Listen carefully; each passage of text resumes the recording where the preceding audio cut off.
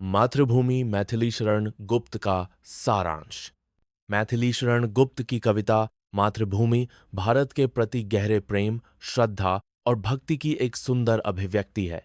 यह गुप्त जी की राष्ट्रवादी कविताओं का एक प्रमुख उदाहरण है, जो उस समय लिखी गई थी जब भारत स्वतंत्रता के लिए संघर्ष कर रहा था। कविता के मुख्य विषय और भावनाएं इस प्रकार हैं। 1. मातृभूमि का मानवीकरण। कवि भारत को एक दिव्य मां के रूप में चित्रित करते हैं।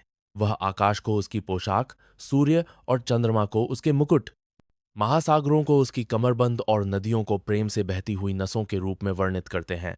यह कल्पना भूमि को एक पवित्र इकाई के रूप में ऊपर उठाती है, जो अत्यधिक सम्मान और पूजा के योग्य है।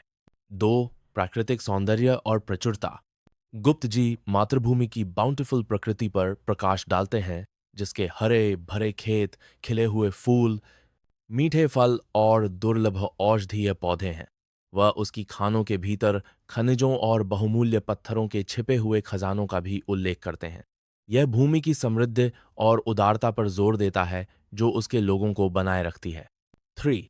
पालन पोषण करने वाली माँ। कविता बताती है कि कैसे भूमि ने पीढ़ियों का पालन पोषण किया है, बच्चों को उसकी धूल पर खेलने और बढ़ने दिया है। धूल भरे हीरे, धूल में ढके हीरे, जो मिट्टी में खेलते बच्चों का जिक्र करते हैं। ये स्वीकार करती है कि सभी सुख और जीविका इस मातृभूमि से ही मिलते हैं। 4. कृतज्ञता और हर्ण। एक मुख्य विषय कवि की मातृभूमि के प्रति गहरी कृतज्ञता और हर्ण की भावना है।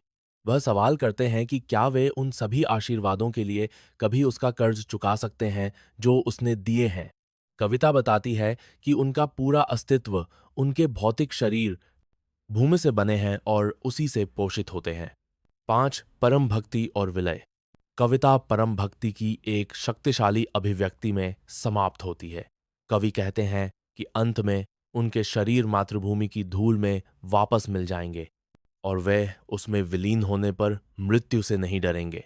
यह अपने जन्म की मिट्टी के प्रति पूर्ण समर्पण और शाश्वत संबंध को दर्शाता है। सांसारिक बंधनों से मुक्ति। संक्षेप में, मातृभूमि भारत के लिए एक गीतात्मक स्तुति है, जो मैथिली शरण गुप्त की गहरी देशभक्ति और राष्ट्रीय भावनाओं को गहन भावनात्मक और आध्यात्मिक कल्पना के साथ भरने की उनकी क्षमता को दर्शाती है। यह किसी के देश के प्रति प्रेम के लिए एक प्रेरणा के रूप में कार्य करती है।